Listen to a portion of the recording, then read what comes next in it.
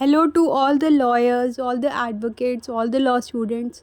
So, we are having the strike in the district court.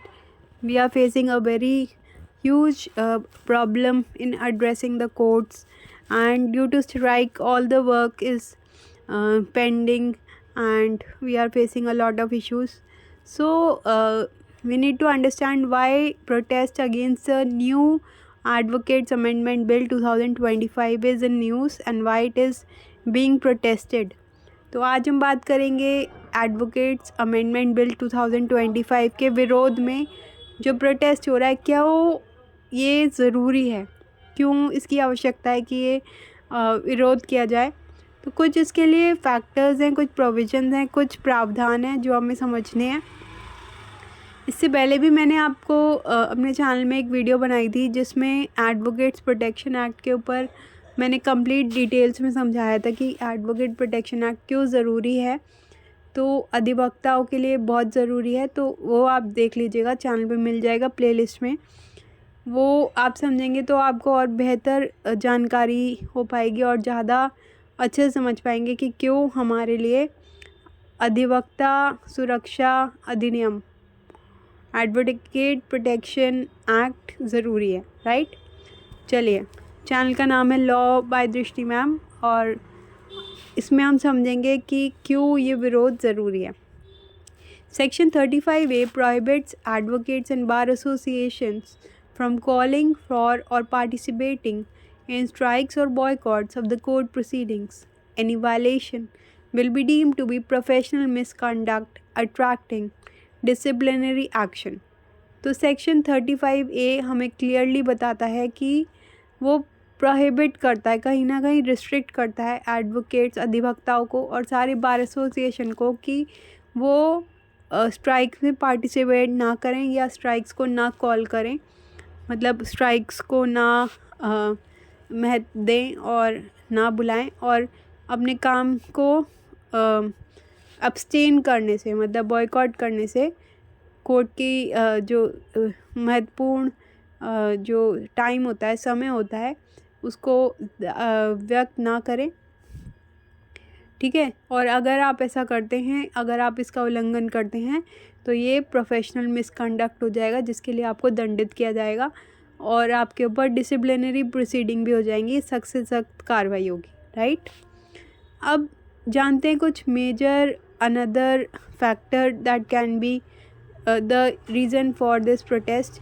अब why protest against advocate bill 2025 is necessary if a person suffers a loss. अगर कोई भी व्यक्ति कोई भी नुकसान सफ़र करता है, he can file a complaint against his lawyer. तो वो उसका एक अधिकार है कि वो अपना एक शिकायत दर्ज कर सकता है उस अधिवक्ता के खिलाफ under the regulations prescribed by the Bar Council of India to determine his liability. और फिर Bar Council of India determine करेगी कि उसको क्या उस पर कार्रवाई हो और उस पर क्या उसको लायबिलिटी बियर करनी पड़ेगी, right. Another reason why protest against amendment bill 2025 क्यों ज़रूरी है। It allows central government to nominate up to 3 members to the Bar Council of India which will take away the autonomy of the council.